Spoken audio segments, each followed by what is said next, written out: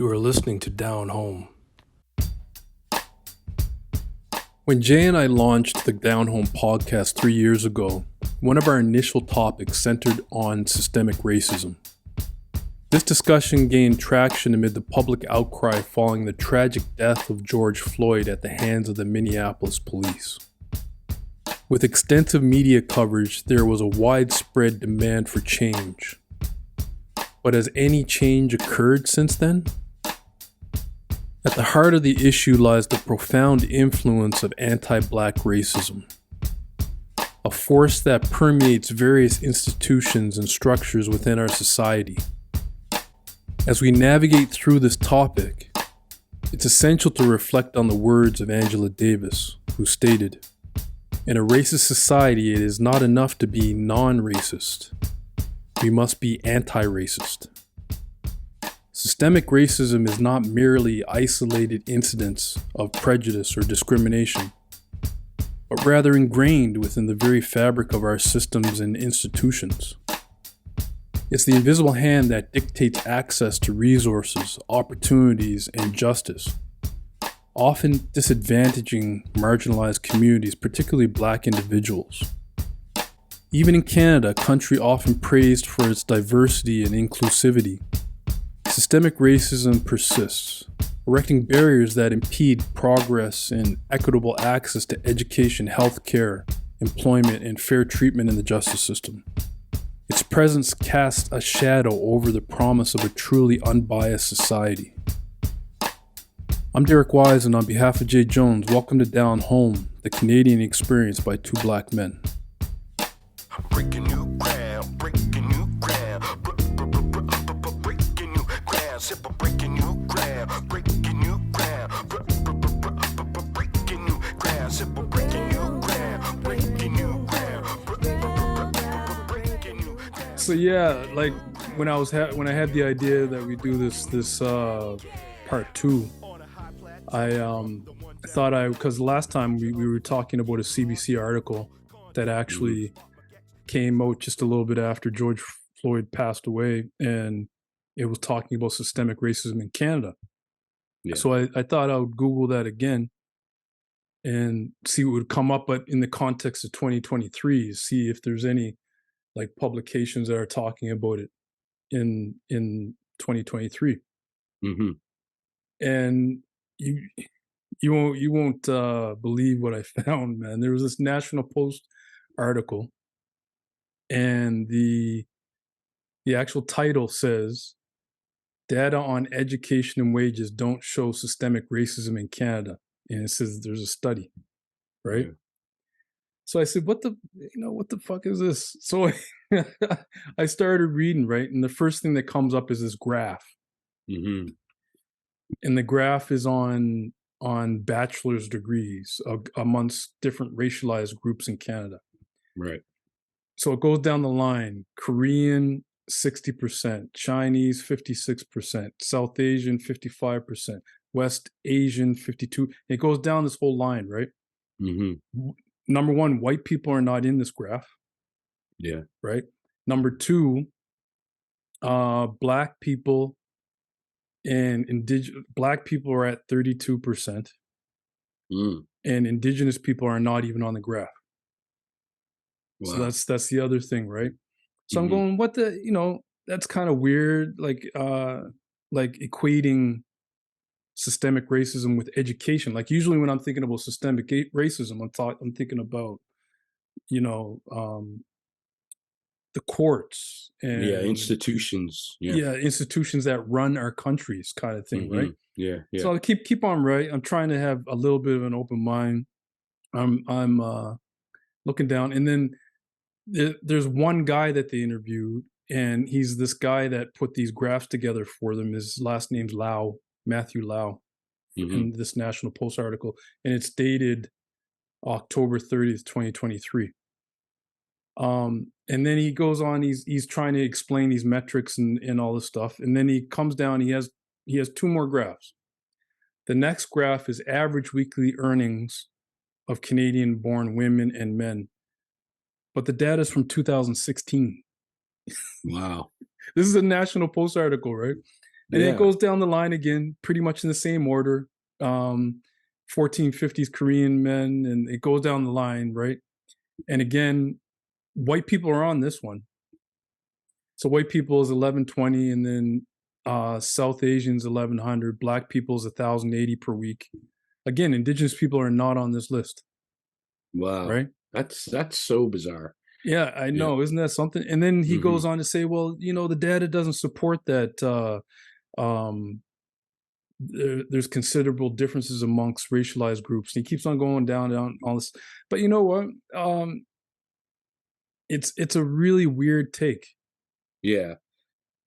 Well, I just think sometimes they come up with these things trying to justify something, and it always takes away from the actual reality of what it is. You know what I mean? Yeah.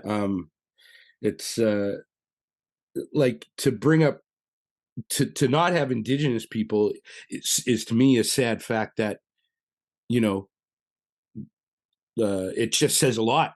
Yeah. You know what I It does, mean? doesn't it? What is that saying? No news is, or I don't know. There's a saying about something about words or something like that. Anyway, I can't remember, but it just says a lot. The fact of the state of the problem to begin with, like the fact that indigenous people and blacks, 32%. These are just the same problems we've always had, like Yeah, lack of exactly, man. education, lack Yeah. of marginalized economics, Yeah. and indigenous people who basically have been sent to the fringes. You know what I Yeah. mean? With So you're right, though. This article is cherry picking data. Mhm. And in my mind, like what this information states is that Canada's immigration policies are doing exactly what they're designed to do. Yeah. And yeah. what I mean by that is that there's two ways that you can get into Canada. There's refugee, Mhm. and there's like skills visas and stuff like that, right? Yeah. Yeah. So the skills visas and those other visas that bring immigrants in are based on number one, highly educated people. And the reason I know Mhm. this is because we kind of went through this to get Vanessa into the country from Australia, right? A Right. little Right. bit. Right. It was a bit different with us because I'm Canadian and we Mhm. came And you through were visa. married. Yeah, Yeah. exactly. Yeah. So like the skills visa, you have to be highly educated and have a bachelor's degree already to come into the country, right? Mhm. Which explains a lot of that data. So if you're Yeah. if you're a immigrant that comes in and you're highly educated, you're going to push your children to have the same type of education. So Definitely. this is why, right? That's Yeah. that's Yeah. the Yeah. other thing. Yeah. And the other one is the like business owners. So when you come into the country, you have enough money to actually start businesses. So these are rich individuals Mhm. that are coming into the country that Mhm. have a lot of money already. Wow. Yeah. So that all these data points out is that Canada's immigration policies are working for them. Yeah, and bringing exactly what they want in for the greater good of, Yeah, yeah, yeah, exactly, man. So yeah, I got to thinking, like, we know all the data about incarceration rates of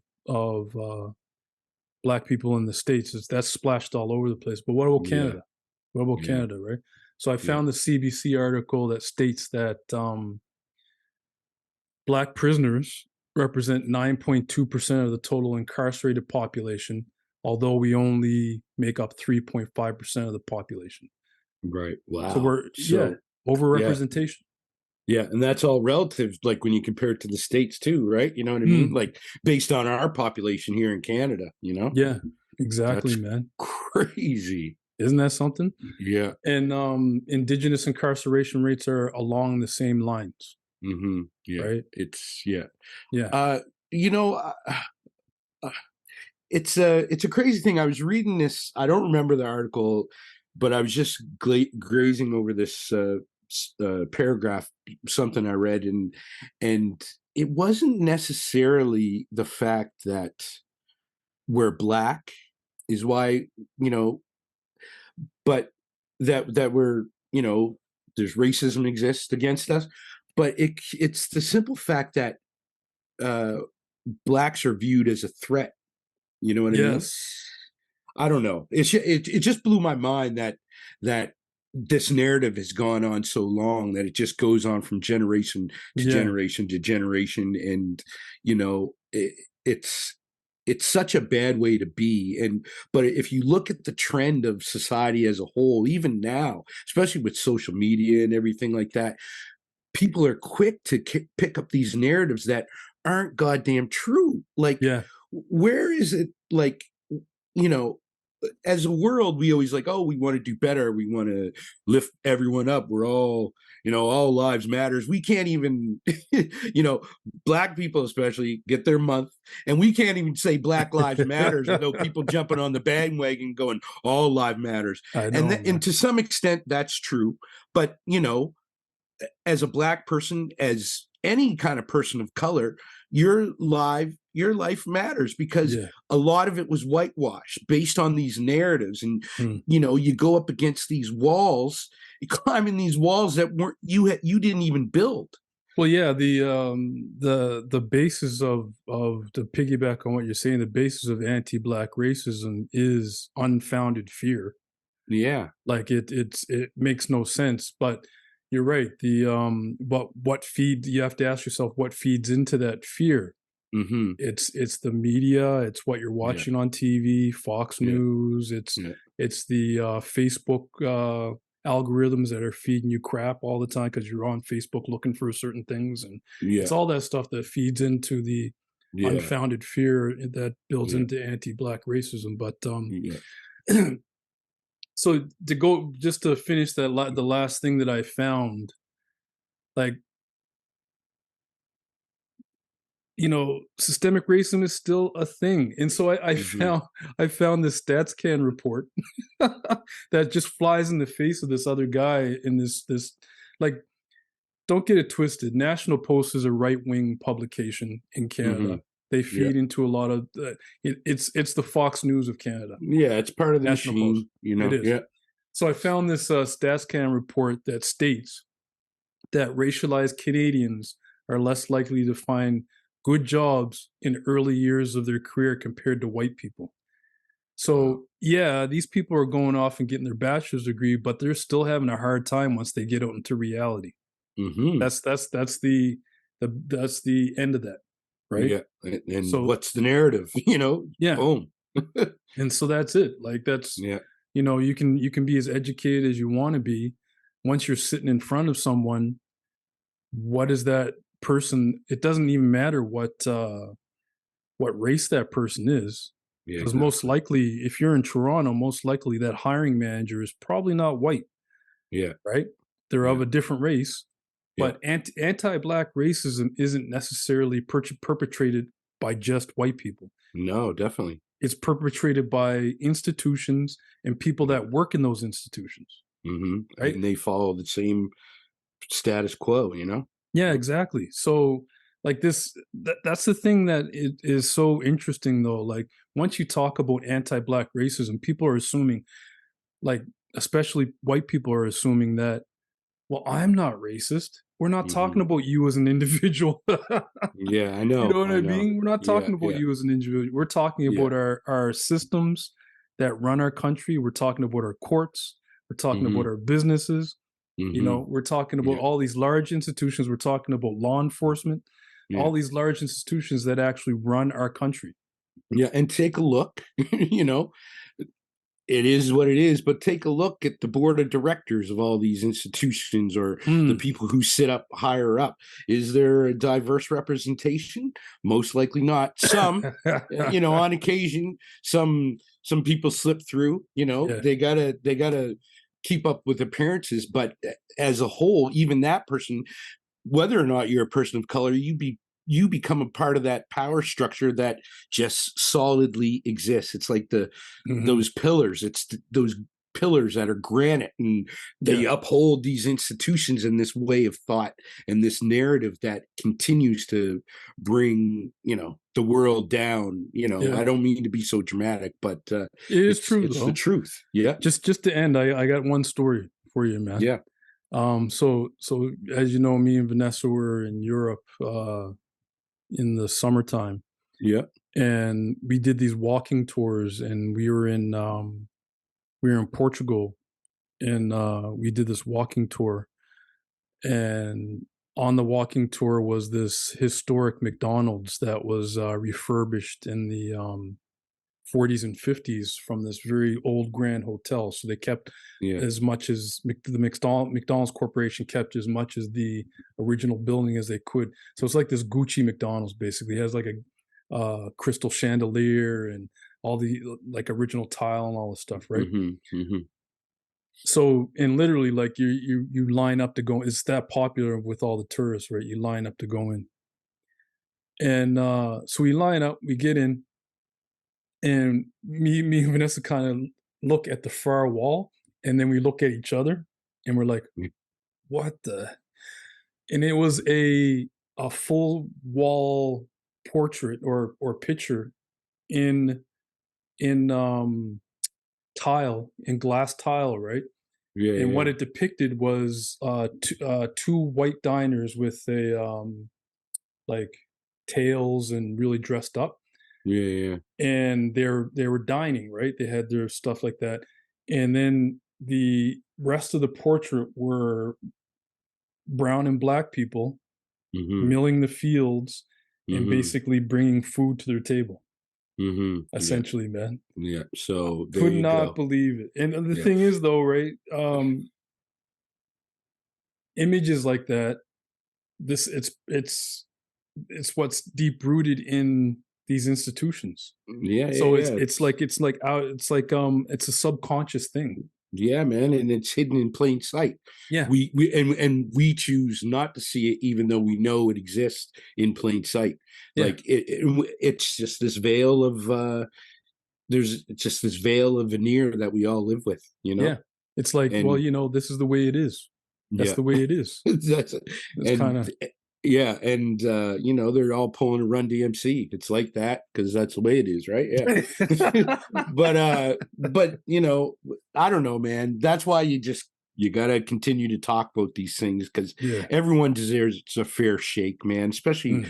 with these kids that are coming up, and if they're still learning these same things, how are we going to change? You know what I Yeah. mean? These narratives and being so. God bless them because they have to deal with technology and a whole bunch of different things that are probably coming that we might not be around for, and who knows where that's going to go. But at the root of who they are, that's neither here nor there of what is to come, but the root of who they are from the foundations that we still live in and we want to teach them, man, you know what I mean? Like Yeah. we gotta do something about that.